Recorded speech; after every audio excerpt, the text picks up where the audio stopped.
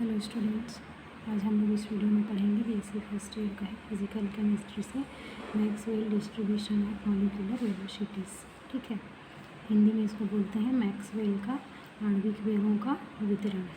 ठीक, देखो अब मैक्सवेल तथा बोल्ट्जमैन दोनों क्या थे, साइंटिस्ट थे।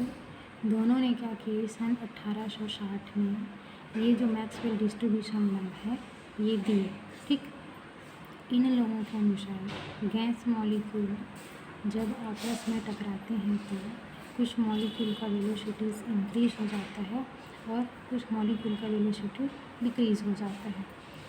देखो, जो मैक्सवेल और बोल्ट्जमैन थे उन्होंने क्या बोला कि जब गैस मॉलिक्यूल क्या होते हैं, आपस में टकराते हैं, तो जब उन लोग का टकराव होता है तो टकराने से उनमें से कुछ मॉलिक्यूल की जो वेलोसिटी होती है वो क्या हो जाती है, इंक्रीज हो जाती है, और जो कुछ मॉलिक्यूल रहते हैं उसकी वेलोसिटी क्या होती है, डिक्रीज हो जाती है। ठीक, ऐसा उन्होंने बोला। देखो, किसी खास टेम्परेचर पर फ्रिक्शन ऑफ मॉलिक्यूल है, उसका जो पार्शियल मॉलिक्यूल वेलोसिटी होगा वो लगभग कांस्टेंट रहेगा, परंतु इंडिविजुअल मॉलिक्यूल का वेलोसिटी चेंज हो सकता है। क्या बोला जा रहा है कि किसी खास टेम्परेचर पर, ठीक, किसी खास टेम्परेचर पर अंश मतलब फ्रिक्शन ऑफ मॉलिक्यूल, उसका जो पार्शियल मॉलिक्यूल वेलोसिटी होगा वो क्या होगा, लगभग कांस्टेंट रहेगी।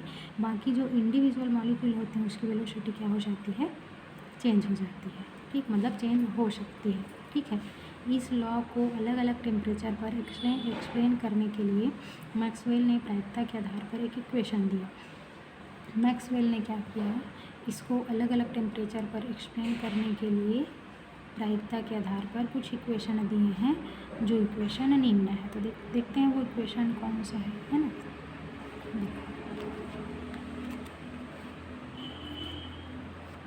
Friction of molecule is equal to क्या है, सी। ठीक, क्या है ये, friction of molecule is equal to सी।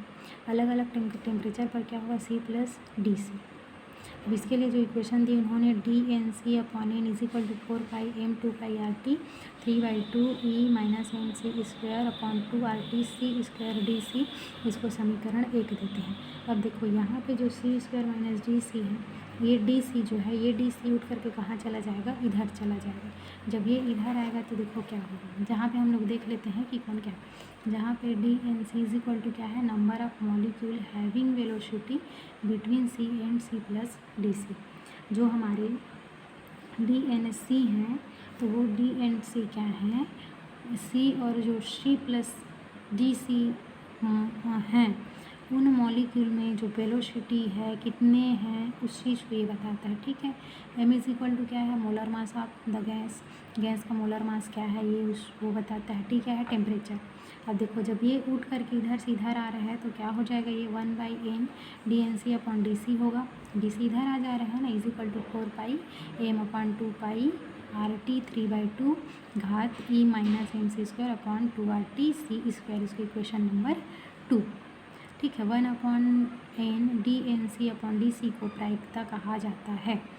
यहाँ पे जो 1/n है और DNC अपॉन DC है तो इसको क्या बोला जाता है, प्रायिकता बोला जाता है, या फ्रिक्शन ऑफ मॉलिक्यूल भी कहते हैं। ठीक है, देखो ग्राफ देख लेते हैं।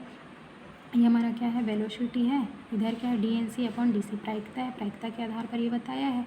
तो देखो उन्होंने क्या बोला, स्टार्टिंग में ही बोला कि जब गैस मॉलिक्यूल आपस में टकराते हैं तो क्या होता है, कुछ मॉलिक्यूल जो है क्या होते हैं, कुछ मॉलिक्यूल की, देखो स्टार्टिंग में क्या बोला गया है कि जब गैस के मॉलिक्यूल आपस में टकराते हैं तो कुछ मॉलिक्यूल की जो वेलोसिटी होती है वो इंक्रीज़ हो जाती है। तो देखो इस वाले ग्राफ में ये वेलोसिटी है। ठीक है, यहाँ से जब देखो गैस के मॉलिक्यूल टकराएंगे तो कुछ की वेलोसिटी क्या होती है, ऐसे ही इंक्रीज़ हो जाती है, और कुछ मॉलिक्यूल की वेलोसिटी क्या होती है, डिक्रीज़ होती है। तो जो कॉन्स्टेंट पे रहती है ना, इसको हम लोग बोलते हैं मोस्ट प्रोबेबल वेलोसिटी। ठीक है, क्लियर है। ये जो ग्राफ दिख रहा है आप लोगों को, ये क्या है, मैक्सवेल डिस्ट्रीब्यूशन ऑफ वेलोसिटी। ठीक है, देखो कुछ पॉइंट्स हैं इसके। फ्रिक्शन ऑफ मॉलिक्यूल मतलब मॉलिक्यूल का वह अंश जिसका वेग ज़ीरो है तो उसका अंश भी ज़ीरो होगा। दूसरा, ऐसा फ्रैक्शन ऑफ मॉलिक्यूल जिसका वेग ज़ीरो से ज़्यादा हो तो उसका वेग जैसे जैसे इंक्रीज़ करेगा तो मॉलिक्यूल का अंश भी इंक्रीज़ करेगा, ठीक है। और एक पर्टिकुलर वेग पर पहुंचेगा, फिर जैसे जैसे वेग बढ़ेगी वैसे वैसे फ्रैक्शन ऑफ मॉलिक्यूल घटते जाएगी। अभी इस पिछले ग्राफ में देखे हैं। थर्ड है, जिस वेग पर फ्रैक्शन ऑफ मॉलिक्यूल ज़्यादा होगा उसको उच्चतम प्रायिक वेग कहेंगे और उसे अल्फा से डिनोट किया जाता है। जैसे देखो यहाँ पे ये जो एक उच्चतम है, यहाँ पे है, इसकी वेलोसिटी उच्चतम है, इसको हम लोग क्या बोल रहे हैं, मोस्ट प्रोबेबल वेलोसिटी, ठीक है। ये थी हमारी क्या, मैक्सवेल डिस्ट्रीब्यूशन लॉ। अब हमारा नेक्स्ट टॉपिक है effect of temperature on Maxwell distribution of velocity. देखो वो मैक्सवेल बोल्ट्जमैन के वेग वितरण पर ताप का प्रभाव, ताप का क्या प्रभाव पड़ता है ये देखते हैं, ठीक। जैसे जैसे हम टेम्परेचर इंक्रीज़ करेंगे तो गैस मॉलिक्यूल का गतिज ऊर्जा भी बढ़ेगा, और जब गतिज ऊर्जा बढ़ेगी तो मॉलिक्यूलर मोशन भी बढ़ेगा, मतलब मॉलिक्यूल का वेलोसिटी भी बढ़ेगा। देखो जैसे जैसे हम लोग, ये हमारा इधर का क्या है, फ्रिक्शन ऑफ मॉलिक्यूल है, ये वेलोसिटी है, ठीक। फ्रिक्शन ऑफ मॉलिक्यूल, ये फ्रैक्शन ऑफ मॉलिक्यूल फर्स्ट है, फ्रैक्शन ऑफ मॉलिक्यूल सेकेंड है, यहाँ पे टेम्परेचर फर्स्ट है, टेम्परेचर सेकेंड है। ये जो कांस्टेंट वैल्यू मिलती है इसको हम लोग अल्फ़ा से रिप्रेजेंट करते हैं, तो ये अल्फ़ा 1 हो गया, ये अल्फ़ा 2 हो गया, ठीक है। देखो जैसे जैसे टेम्परेचर इंक्रीज़ करेंगे तो गैस मॉलिक्यूल का गतिज ऊर्जा भी बढ़ेगा, और जब गतिज ऊर्जा बढ़ेगी तो मॉलिक्यूलर मोशन भी बढ़ेगा, मतलब मॉलिक्यूल का वेलोसिटी भी। मतलब यहाँ पे हम लोग क्या कर रहे हैं, टेम्परेचर इंक्रीज़ कर रहे हैं, टेम्परेचर इंक्रीज़ कर रहे हैं तो क्या हो रहा है, गतिज ऊर्जा इंक्रीज़ हो रहा है, गतिज ऊर्जा इंक्रीज़ हो रहा है तो मॉलिक्यूल जो गति कर रहा है वो भी इंक्रीज़ हो रहा है। कहने का मतलब इसकी जो वेलोसिटी है, देखो वेलोसिटी क्या हो रही है, इंक्रीज़ हो रही है, ठीक है। फिर देखो जैसे जैसे हम गैस का टेम्परेचर इंक्रीज़ करेंगे तो हमारा फर्स्ट टेम्परेचर पर कर्व होगा, उसका पीक टेम्परेचर बढ़ने से आगे की तरफ शिफ्ट हो जाती है। देखो फर्स्ट टेम्परेचर है, आगे की तरफ क्या हो जाती है, शिफ्ट हो जाती है, ठीक है। फिर नेक्स्ट है आगे, फिर से यहाँ से टेम्परेचर को इंक्रीज़ करेंगे तो क्या होगा, जो देखो यहाँ पे ऊपर था धीरे धीरे नीचे होते जाएगा, और नीचे हो करके क्या हो जाता है, ऐसे फ्लैट हो जाता है। सेम कंडीशन किस में होता है, ये जो नीचे वाला ग्राफ दिख रहा है इसमें भी धीरे धीरे टेम्परेचर इंक्रीज़ करते हैं, बढ़ते जाता है। फिर एक ऐसा सिचुएशन आता है कि फिर इसका टेम्परेचर हम लोग कम करेंगे, फिर नीचे आते जाएगा और ऐसे फ्लैट हो जाएगा। तो T1 T2 मतलब फर्स्ट ये T1 टेम्परेचर है, ये वाला T2 टेम्परेचर है, ठीक है। अब देखो जैसे जैसे हम टेम्परेचर इंक्रीज़ कर रहे हैं तो देखो यहाँ पे जो F1 है, फ्रैक्शन मॉलिक्यूल फर्स्ट है, यहाँ पे क्या रहेगी, इसकी प्रायिक वेग ज़्यादा, वेलोसिटी ज़्यादा। फिर F2 में फ्रैक्शन ऑफ मॉलिक्यूल क्या हो जाएगा, कम हो जाएगा। वैसे यहाँ पे T1 पे टेम्परेचर ज़्यादा है, फिर T2 पे टेम्परेचर कम है। फिर यहाँ पे इसका जो मोस्ट प्रोबेबल वेलोसिटी क्या है, फर्स्ट पे ज़्यादा है अल्फ़ा 1 पे, फिर अल्फ़ा 2 पे क्या हो जाता है, कम हो जाता है। तो एक समय आता है कि इंक्रीज़ होता है, फिर धीरे धीरे डिक्रीज़ होने लगता है, फिर फ्लैट हो जाता है, ठीक है। तो इस तरीके से टेम्परेचर बढ़ाते हैं तो क्या होता है, मतलब टेम्परेचर का मैक्सवेल बोल्ट्जमैन पर क्या प्रभाव पड़ता है ये पढ़े हम लोग।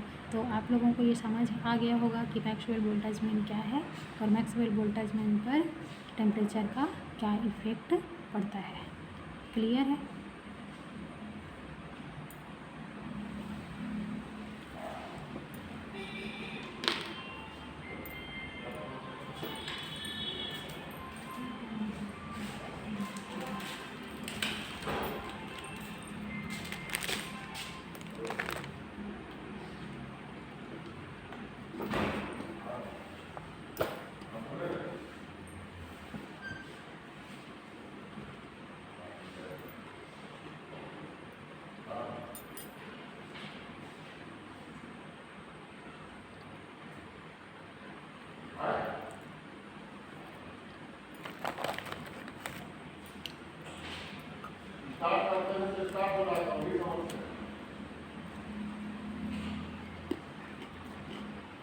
वही तो समस्या है, तो चलो ठीक है, अभी समझ